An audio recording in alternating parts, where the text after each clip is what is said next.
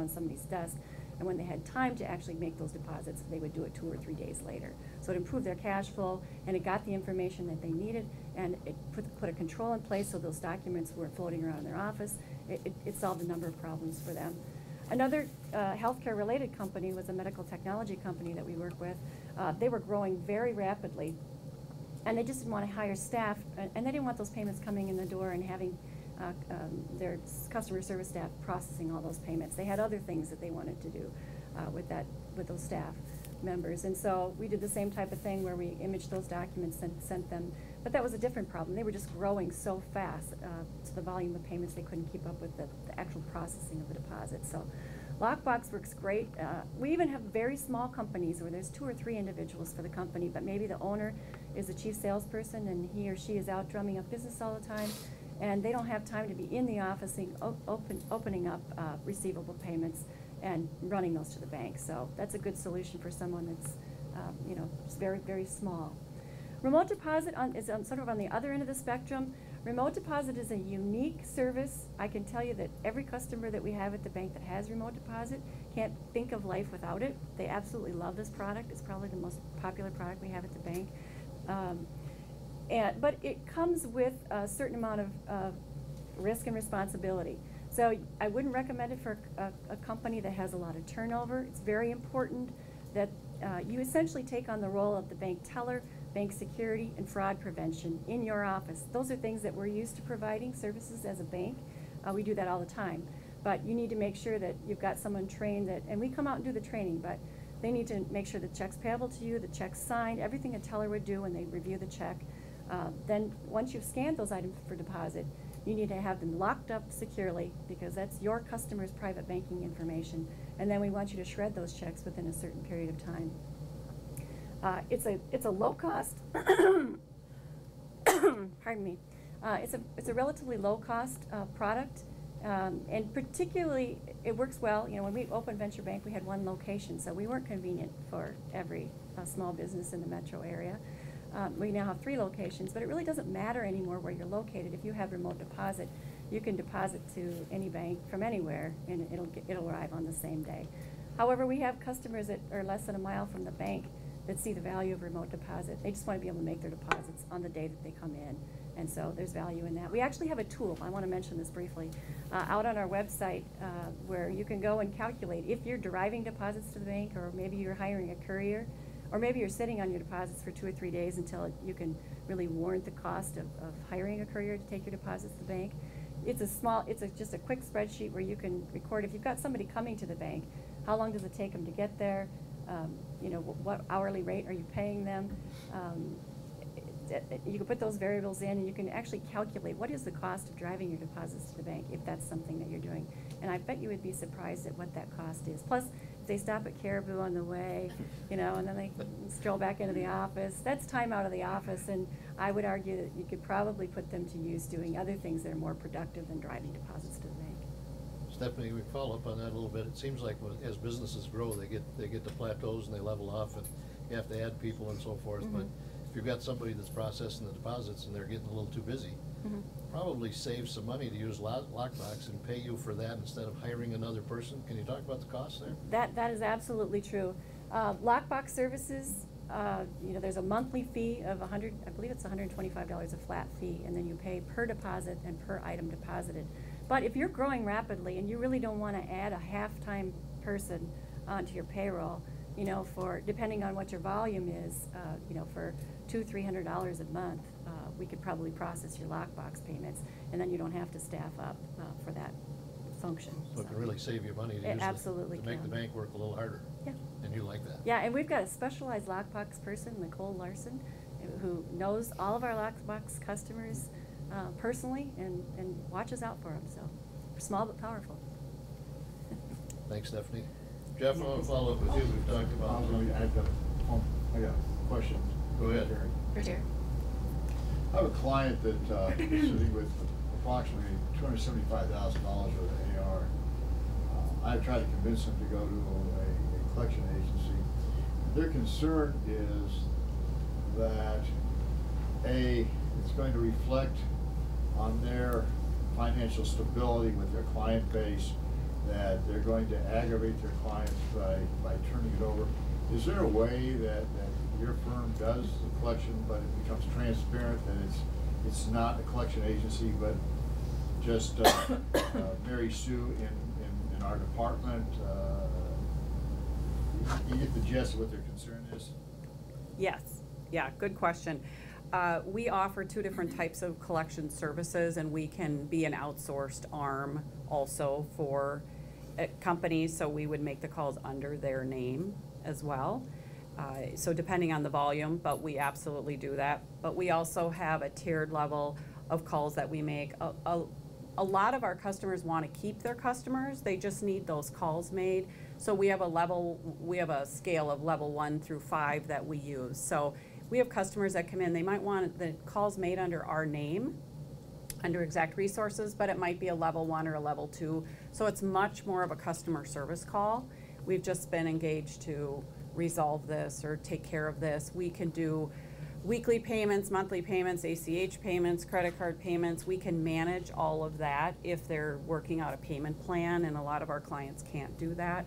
So there's really two alternatives that they could use for that. It's just finding the right agency that will provide those services. Some don't do that, and so it's just a matter of, but the comfort level, it is important, and companies are worried about their image, and they don't want Knee Breakers Inc. calling their customers and being, because we're awful, we're Guidos, we go out and break knees, so that's the image. So, do I look like a knee breaker to you? Pretty scary. Does the fee structure vary depending on the Guido factor? Yes, the Guido factor. Yes, it does. And the age of the receivables, the balance of the receivables, all affect the price. Terry, let's just follow up with you. How important is it when you first sign up a new customer to get them to fill out a credit application? Well, from my standpoint, it's vital that you get a credit application completed. Now, do our customers do that? Rarely. Rarely do we get a credit app when we get an accounts receivable placement with us. But I like to encourage it. We love personal guarantees. Do we get them? Rarely do we get them, but we love personal guarantees. The credit apps don't have to be anything near of what Jeff would get in a credit scenario with the bank, but at least get information from your client. Who will be cutting the check every month? What's the phone numbers of the departments and it obviously depends on who your customers are, but ask that information up front, because they're going to tell you everything from the beginning. Cell phone numbers, emails, ask for it up front, because it's the perfect time to do that. Do you have other offices? Where is this payment going to be taken care of? All of that. Where specifically should the invoice go? It's just amazing how many of our clients extend credit without knowing very much information about that company. So again, ask for it now, because by the time it gets in our hands on our desk, they're not going to tell us anything. Suddenly there is no email and there is no phone number, and they don't know who handles the bills. Suddenly everybody goes stupid. So get that information up front. So when everybody's happy at the beginning of a client relationship, Absolutely. the honeymoon period, they'll tell you everything, and just be prepared just in case there's a problem. Yeah, and the other point too that I'd like to bring up is a contract. And some of our clients wonder if they can send over an account to us if they don't have an original contract. A lot of you are probably doing business without a contract, and you don't have to have a contract. If you turn over an account to us, UCC laws are going to protect you in terms of, did you provide goods and services? Yes, then you are due your money. You don't have to have a contract. Obviously, it's helpful. If we have to stand in front of a judge, the contract is definitely helpful. Adding additional costs and fees is helpful if you've got that in your initial contract. But it isn't absolutely necessary, but we like to see that. When we do get accounts listed with us, I always like to read the initial contract. What what was that agreement? What did it look like from the very beginning? What were your terms and what information did you get? So not only a credit application, but a credit talking about what it is that, or a credit, or contract that talks about what goods and services. Because about 90% of the accounts that we get listed are disputed. I don't have to pay this because, you know, the product was faulty, or they didn't deliver on time, or, you know, they have every excuse in the book. So if you have a contract in place, that's also helpful. But again, it's not necessary. I mean, it's not absolute. So. Jeff, one more quick question and scenario. The business owner's gone out and Ralph's delivered him a bunch of new customers, and he's hiring people, and he's buying equipment, and all of a sudden he's got a cash flow problem, and he's got new business that he has to accommodate, and he doesn't have the resources. How do you help a business owner evaluate how to fund that growth? Yeah, funding the growth of a company is always a challenge for the business owner as well as the bank. I think the first thing to understand is what do you have for lendable assets? Our bank and banks in town, generally, we look at the receivables and what's lendable and how much can we advance on those receivables. But going back to what we talked about earlier is understanding your growth and how are you managing through that growth. Financial statements, good projections, things like that are kind of the key pieces to understand how we're going to get in and help you fund your growth. The other thing you have to understand too, business owners need to understand, is they've got to have some equity in the deal as well. It's very difficult for owners to come in and say, I'm putting some equity in to help fund the growth. The bank is always willing to fund the growth, but understanding that it's a partnership that we're moving into with all business owners when we're helping them fund the growth and finance it.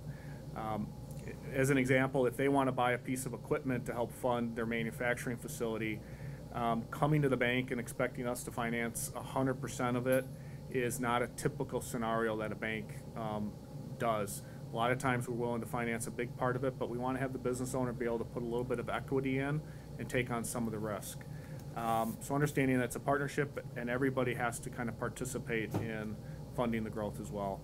The other things we're going to look at is the management team. What kind of management team do you have in place to manage through the growth? It takes a lot of time and effort to do it, and that's something that we'll evaluate and we want to take a look at.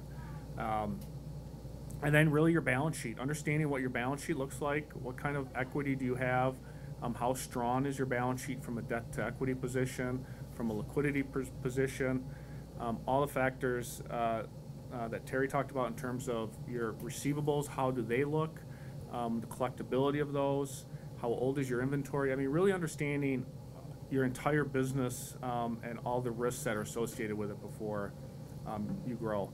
Our bank has a lot of options for business owners, and we have lots of financing options. We have multiple types of programs. We can partner with other people outside the bank to help finance the growth. There's asset-based lenders in town that we can partner with that are willing to take on more risk. We have SBA programs that we can utilize to help mitigate some of the risk that we may see in a deal to help finance.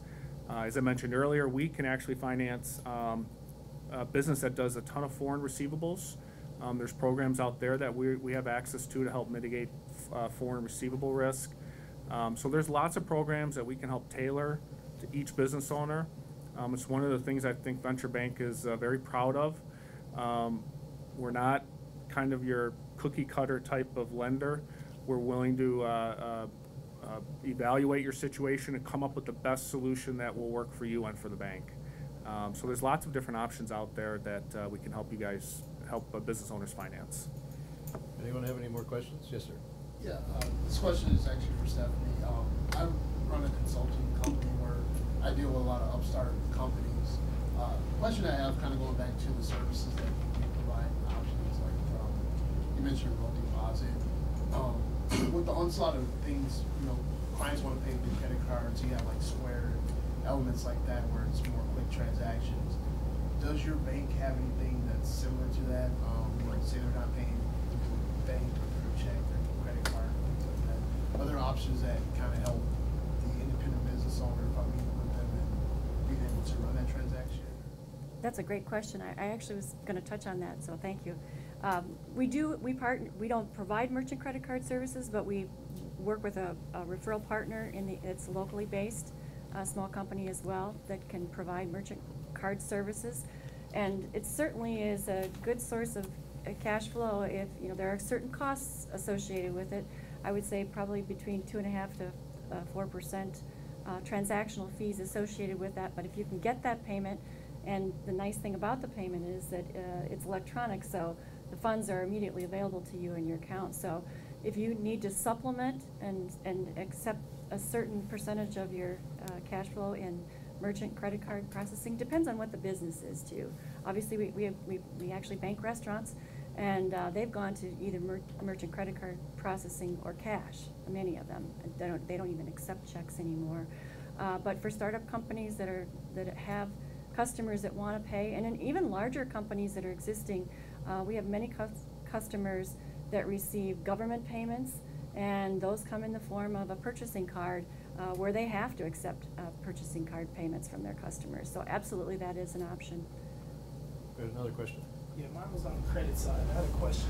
When you advance to 80% on the receivables, in terms of like a line of credit, is that reviewed how often?